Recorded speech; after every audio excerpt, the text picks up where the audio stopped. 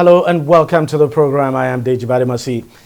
With less than a week to the conduct of the primaries of the two major political parties in the country, that's the ruling All Progressives Congress and the main opposition People's Democratic Party, their presidential aspirants across the country have actually upped their game. From east to west, north to south, aspirants are crisscrossing every nook and cranny of the federation, soliciting support from stakeholders, especially the delegates expected to vote during the primaries.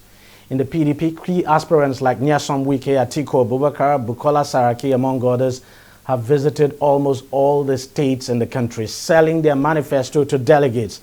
APC aspirants are also not exempted. Vice President Yomi Osinbajo, Rotimi Amechi, Bola Tinubu, among others, are in a last-minute push to woo delegates. Meanwhile, political parties are still in a fix as to how many delegates they would be fielding now for the exercise, because statutory delegates were excluded in the current Electoral Act 2022. The Senate and House of Representatives had passed the amendment to the Act to recognize statutory delegates as voters during primaries, congresses, and conventions of political parties. But President Muhammadu Buhari is yet to append his signature to the amendment. So fingers crossed, hopefully the president appends his signature before the fixed dates. But let me just say this, and this is very important. The delegates are now the center of attraction, and whether we like it or not, the delegates of these two major political parties, to some extent, will decide who becomes Nigeria's next president. So that gives you a sense of how important these delegates are. Very, very important. If the delegates get it wrong, then the country will get it wrong, because it's only when these aspirants win the nomination of their party and are presented as candidates, that's when Nigerians will go to choose between or among the candidates now. Now, what is certain is that whether we like it or not, the next president of this country, with the way things are, will definitely come from either the PDP or the APC. So whoever these candidates these delegates now put forward, we would have no choice but to choose between the two. So these delegates are very, very important. And if they get it wrong, the entire country will definitely get it wrong. And if they choose to sell their votes, as we have seen in the past, then it means the country will be getting it wrong. So every attention, it's not just important for the political parties that the delegates get it right, it's important for the entire country that the delegates get it right, that the delegates do not sell their votes, that the delegates vote wisely. This is perhaps the most important election, if you ask me, as far as the 2023 presidential election is concerned. The delegate election is probably the most important. Well, let's discuss this further. I'm now being joined on the program by Adewale Ajadi, who is a public affairs analyst. Mr. Ajadi, thank you very much for joining us on the program. The delegates, they are now the center of gravity, the center of attraction. The aspirants are going all over the country talking to these delegates. Help us to understand, Mr. Ajadi, how important these delegates are in the scheme of things as far as the 2023 presidential election goes. Well, you have made the point. Nobody can put a final point on it as you put it. They are scarily, I say, important. The scale of their importance pales everything to insignificance, because anybody that they choose to be the representative of their party is what comes to Nigerians. And in the past, we've had presidential candidates whose weight in the public mind, whose status in our minds transcends their party. In this case, we have none. We have nobody like Muhammadu Buhari running for office this time. So everybody who's running is dependent on the endorsement of their party to become a primary focus of our attention. This is highly significant, highly significant.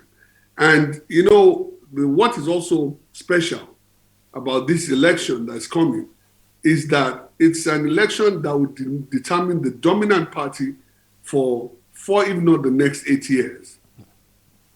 So whatever these delegates do is going to shape everything, believe me.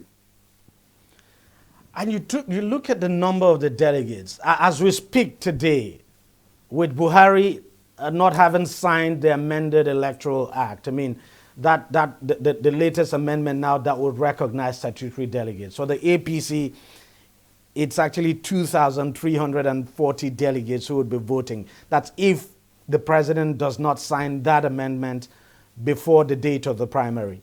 And for the PDP, it's going to be 3,700 delegates. So you put these numbers together, less than 10,000 people will decide somehow the future of this country. Well, there's another way of looking at it, which we might come to, which is that the presidency is an institution, not an individual. But that's a highly nuanced conversation, which I'm not sure we have as much time to break down. However, let's assume the presidency is the individual that gets elected. Yes, this is true. So you're talking about less than a statistical proportion of the country actually influences what is going to happen. Worse still, this would be okay if we know the character and the quality of the integrity of the people who are going to vote. We don't. We don't know the integrity of the process with which they were chosen. So this throws up a number of concerning factors. For those of us who have to watch our blood pressure, this is really not healthy at all. It's not healthy at all. Honestly. Now, we've had several allegations flying up and down about aspirants making arrangements for delegates and all of that. Look, let's not deceive ourselves. Money obviously would play a role in somehow how these delegates vote. But then, other than that, we also know that some of these delegates are actually owned, quote and unquote now, by certain politicians. So we know that in some states, the delegates would vote, for instance, where the governor of that state votes. Because somehow these governors play a very, very larger-than-life role in the entire political process in their state. They are considered the political leaders of their state. But how important for you is it for the delegates to break ranks, if you like, and vote their conscience and listen to what these aspirants have to offer, listen, dissect what they have said, and then vote on the basis of their conscience and not vote because they've been induced? It's critical. It's critical, but we know that this is very unlikely situation. In actual fact, human beings have the infinite capacity to self-justify. So the dichotomy between conscience and money is reduced because you convince yourself that you're actually voting your conscience anyway, and you're just getting a tip for it. And this is the danger. There's serious. So the transparency of the process is the only thing we can hope for. We can hope that the party itself has checks and balances in its process for people to review. And because a lot of very influential people are involved that have ways in which they can challenge each other, that is the greatest protection we have, that none of them would allow any other person. They've been in the process. If you take the APC, with the exception of maybe the vice president, most of these people have been involved in the process of the last election. So they have views. They are politicians, seasoned politicians in that way. On the PDP side, that's exactly the same. They've been involved in politicking in that sense. So that might help, that these are powerful people who can cancel each other out very easily. How important do you think this issue of statutory delegate is? Because the truth is that both political parties are really pushing for it.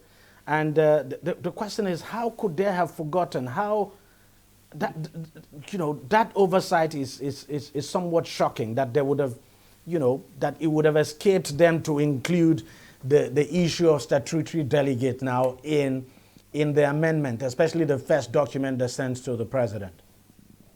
Well, the problem is these brinkmanships. There's a lot of brinkmanship and a lot of gameplay when it comes to this. Firstly, the Electoral Amendment Act should not have been submitted this late at all. It should not be something that the president is signing when an election is on the horizon. The issue should have been debated, litigated, resolved long before this. The second thing is just a general principle, because I have to be honest, I myself have overlooked this matter to a great deal of extent. But the issue that needs to be on everybody's mind, and the principle that should be on our minds, is are there citizens of this country that have been denying their rights that the Constitution is giving to them? In those circumstances, we are running into great difficulty. Yes, this thing is going to go to the Supreme Court, but the chances are that if this is the case, we are setting up a dangerous precedent for ourselves in the future. And of course, I know you're talking about the controversial Section 8412. Now, the president has not signed the amended, the latest amendment now. He's not signed it. And we know the Supreme Court has fixed the 26th of this month now to hear the case on Section 8412 of the Electoral Act. The president not signing, I wouldn't know why he hasn't signed, probably waiting to see what the outcome of the Supreme Court ruling would be. But then the delegates, the primaries would be starting, I think, from on the 28th. I'm just wondering why you think the president, for instance, would be delaying in signing this issue of, the latest amendment now that would recognize statutory delegates. Well, I think that he's trying to, let me say, I always have a benign view of his position, because looking at his record, I don't see anything that seems to be anything other than the best wishes of the country. Whether he succeeds or not is a different thing. I think that what is in play here is that he knows that this thing is sub judice, and if he makes any move, there might be a shift in that position. That would be the only thing I can consider to be what is prompting it. I mean, there are practical implications, of course, but if something is still going to go to court and elements can be affected, then really it would be a futile thing if he signs it in any case. And in any case, there's also a possibility of him not signing and statutory delegates, of course, not voting in the primaries. And if statutory delegates do not vote in the primaries, that would be a huge chunk of party members now, especially high-profile party members who would not be voting in the primaries.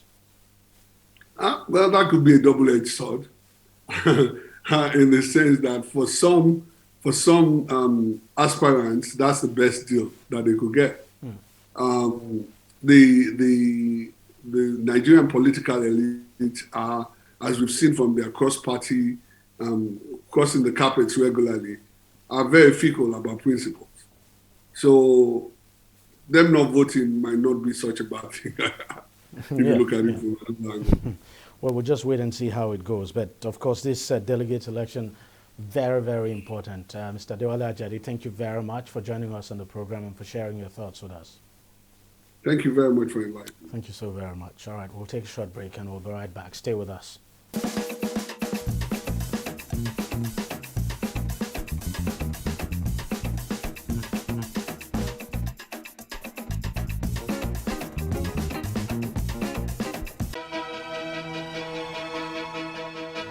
Opinions are free, facts are sacred, but truth is universal. How, in practical terms, can we, for instance, de-escalate the tension? President must see himself as the President of the Federal Republic. We know where the enemy is. 3 places. The Lake Chad Basin, the border area between Nigeria and Cameroon, and then the Sambisa Forest. On DEJI360, we give you a complete dose of everything. Opinion, facts, and undiluted truth. I hardly believe what politicians say in this part of the world. A new Nigeria is possible, a future is possible. We delve into the issues, dissect it so that you can understand it, use it to take action. I don't think there's any need for any governor to look for grant for ranching. DEJI360, dissecting the issues.